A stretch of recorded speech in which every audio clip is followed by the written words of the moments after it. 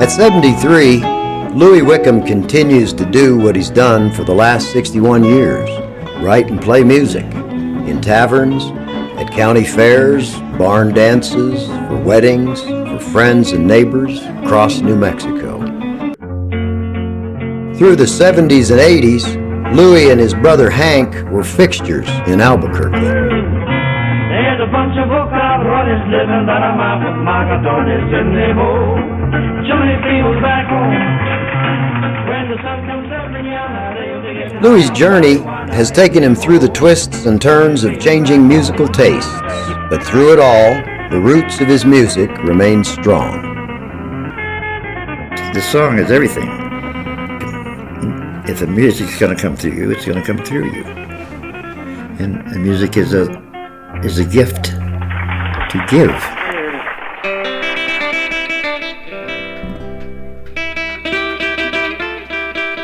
When my parents came to New Mexico from Chicago, but they hadn't planned to come to New Mexico except my dad had tuberculosis. He had to get out of Chicago, and they gave him like 6 months if he got to Arizona.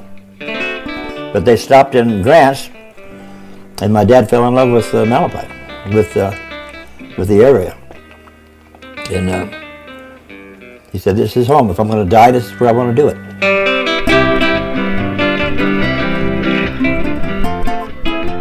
It's magic land, I tell you. It was great to grow up in. You know, there was no roller skates and none of that. We had ropes. That's about it. I had a buddy named Felipe who used to come and visit me, and I'd go visit him, and it's like 7 miles across from Grants, across the old wagon road. And as you came off the old wagon road, it was like wonderful, because you could smell alfalfa, coffee, and green chili. Lewie's childhood was uniquely New Mexican. He had his own burro. He found it in the Malpais when it was just hours old and kept it behind the stove in his mother's kitchen. While hanging out around the sawmill where his father worked, he picked up a virus that nearly cost him his eyesight. One day, a cousin accidentally shot him. As punishment, Lewie's mother made the cousin watch as she dug the bullet out. My mother, strongest woman in the world. She stocked the beer and helped with the butchering. You know, she was a woman, a real strong woman. She was 100% behind my dad, except for the music. She didn't understand. There's nothing left for me of days that used to be. He could play on the weekends, and she had to tend bar or wait tables, one of the two.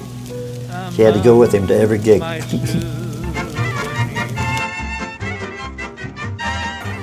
They played all the musical things around Granson, and people come from miles. I remember, and my dad was the deputy sheriff too, so he'd wear his badge and his gun, play the dance. There was always a fight. And I remember, you know, the dust would come up from the floor. About midnight, the mascara would be running down, the hair pieces would be falling off. It was great. So, you know, I started with him when I was 12. He gave me a big, long speech about the pitfalls of playing a guitar. He said, it'll get you out of dangerous places and get you out of the cold into the warm. You can hide behind it, but you better learn to play it or somebody will take it away from you. Suddenly, Lewie's mom had to keep an eye on Lewie's dad and Lewie. Because I was like 12 years old when I started playing with my dad. And saloons, you know, playing in saloons. I was cute, you know, and all the women wanted to baby me, and Mama was there to keep them away. She continued that all her life. Growing up in New Mexico not only shaped Louie's musical style, but also gave him a notorious sense of humor. I'm not going to finish that whole thing. No, it's not that I can't, I just don't want to. You're gonna love my dog. He looks like a rhino, sleeps in the corner, smells like a wino, keeps them nosy neighbors of mine on guard. He got eyes like a tiger, teeth like a leopard, drinks Irish whiskey, eats German shepherds. Them smelly old carcasses are buried all over my yard. During World War II, with his father in the Army, Louie began getting pickup work with other bands around New Mexico. You're gonna love him. Over to Cimarron. He likes you a bunch. And then out at the Colfax Pavilion, between Raton and Eagle Nest, old man Livingston had the place, and he had a sign up that said, anybody starting a fight on Friday night, fined $25. No, it was $20. Saturday night, $25. And I asked him, why is it more expensive on Saturday night? Well, because it's family night. His extended family had become quite large, and in the late 60s, circumstances required Louie to assume guardianship of his younger brother, Hank. Pop signed Hank over to me, and Mrs. Dagakon signed Johnny over to me. A cousin, Johnny Dakakan, came under his care as well. Hank was 14, Johnny was 15, and I was 13 years older than that. With two boys under his wing, Lewie Wickham became the Lewie Wickham Trio, breaking in the act at ski resorts in New Mexico and Colorado. Hank started with accordion, but Johnny and I dropped it off a ski lift. It goes down the mountain, boing, boing, boing, boing. And so Hank started playing guitar that night. We played Never on Sunday a dozen times, I think. They repossessed my car. I said, I'll get it back again. I'll fight them finance people till the end. Here's my delinquent payment, and I'll give you some to boot. Now give me back my car and take my loot. They said, I think you're just a little bit late. San Francisco, Haight-Ashbury, during the height of that thing. We auctioned off your car. We went straight from Aspen to San Francisco, and we were wearing white Levi's and cardigan sweaters with haircuts. And the audience, I mean, they didn't dig us that much. Louie continued on, sometimes with just his younger brother, sometimes on his own, but always the most comfortable in the taverns and saloons around New Mexico. I like to play live, yeah. Recording records, I like people. I like people, and I don't get that. Recording records, you get engineers, you get producers. All right, let's start over again. I don't need those people. See, I can be broke by myself. I'm a saloon player.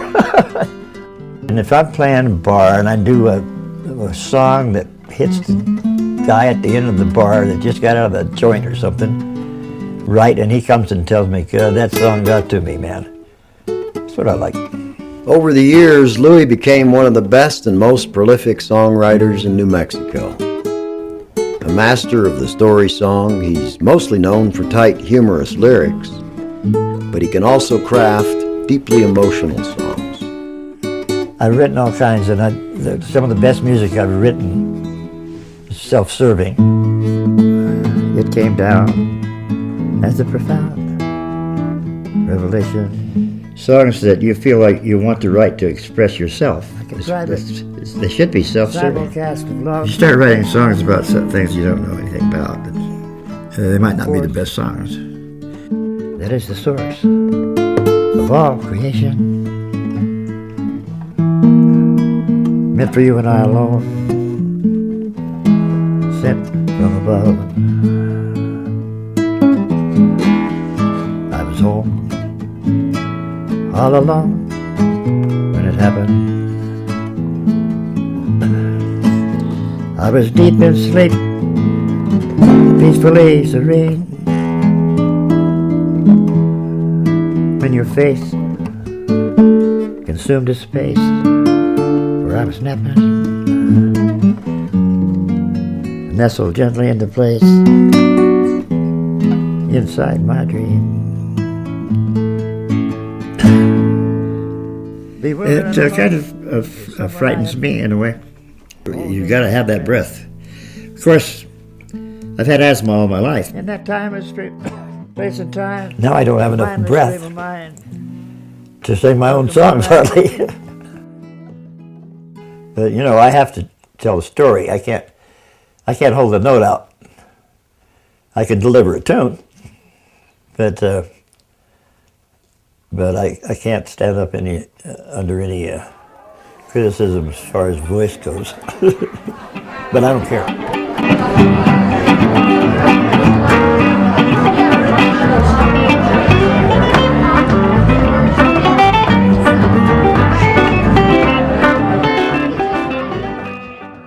There are no horses tied outside. There aren't nearly as many fights, and hardly anybody gets shot anymore, but this environment remains home for Lewie Wickham. He even gets together with Hank and with Johnny on occasion to play a bar or a wedding, or just for friends. Nobody has enough recognition for what they do, because anybody that puts any time in anything, does anything, they want some recognition for it, and that's me too. But I feel I get it from the people I want it from. But I know what I can do with music. I can take you down to the bosque, and I can play for a cottonwood tree, and it'll give me an applause if it likes it. So when I'm serenading, it'll go, and that's music.